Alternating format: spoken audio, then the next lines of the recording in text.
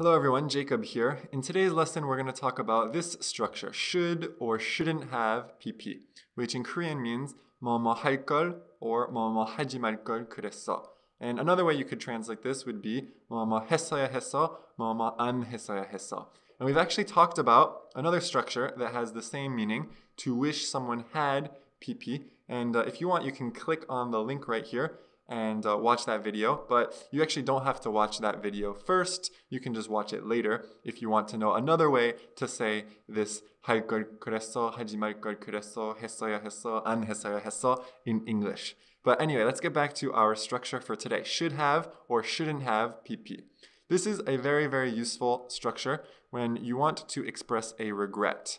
All right, and today I'm going to tell you about one of the biggest regrets that I've had in my life. Well, a few months ago, my friend Sehun, who's also a teacher at Mikasa, he told me about this deal on this home shopping channel that he likes to watch, and he told me that I could get a smartphone and I could get a free 42-inch TV.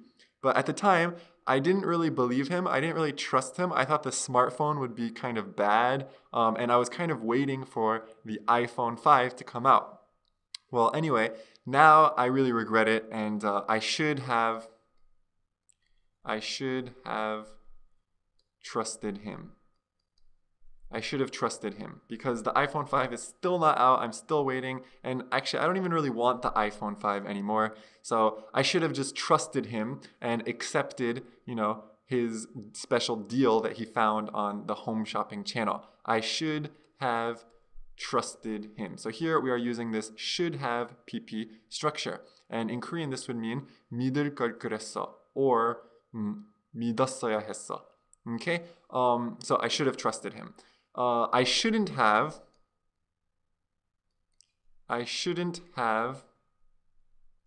waited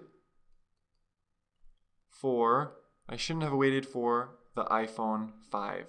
I shouldn't have waited for the iPhone 5. All right, I should have just trusted him. I should have gotten that special deal, and now I regret it. Oh, it's terrible. I shouldn't have waited. Again, shouldn't have PP. This would mean 기다리지 말 걸 그랬어. All right, so that is one way to use this structure to express a regret. You can actually use this structure kind of in a different way when you want to give someone advice, or not really advice, but kind of criticism. Okay, when you want to criticize someone. So let's look at an example. Imagine that your friend failed a test. He failed his test. Well, you could tell him, you should have studied more.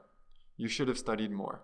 Okay? And this would just mean kind of 공부 좀 더 할 걸 그랬어. All right? Should have studied more. So in this case, it's not really a regret. You're actually just kind of criticizing someone. And imagine that the night before your friend failed this test, he went out with you and partied all night. Well, then you could say, you should have never partied all night. You should have never partied all night with me.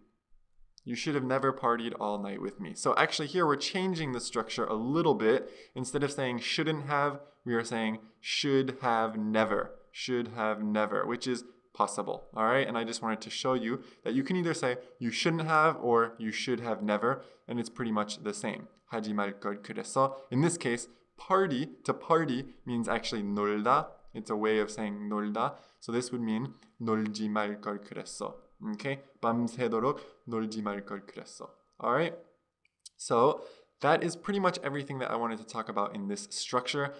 If you haven't seen that other video that I mentioned before, and in fact, here's the link again, why don't you go ahead and click that, and then you'll find another way to say this 할 걸 그랬어, 하지 말 걸 그랬어 in English. All right, I hope you enjoyed the lesson. I hope you understood everything, and I will see you next time.